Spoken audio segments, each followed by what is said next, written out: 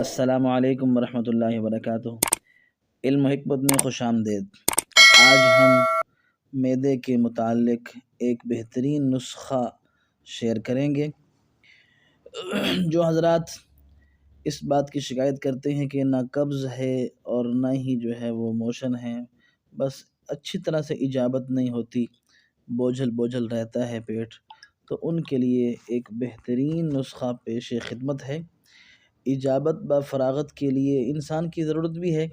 انسان اگر اچھی طرح سے بیت الخلاء سے فارغ ہو آئے تو وہ راحت اور سکون محسوس کرتا ہے، جسم کو ہلکا محسوس کرتا ہے، اور جسم بھی آلائش سے پاک ہو جاتا ہے، بیماریوں سے محفوظ ہو جاتا ہے۔ تو اس کے لیے کوڑ تمہ یعنی حنظل 50 گرام، لیکن اس کے بیج آپ نے نکال دینے ہیں، صرف اس کا گودا گودا ہو، 50 گرام، اور رائی 50 گرام، گندھک آملہ سار یہ بھی 50 گرام۔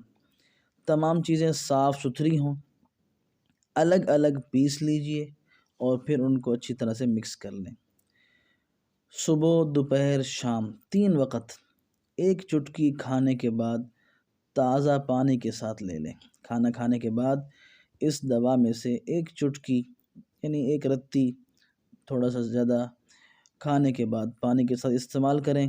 انشاءاللہ العزیز اجابت با فراغت ہوگی اور صحت اور عافیت انشاءاللہ نصیب ہوگی۔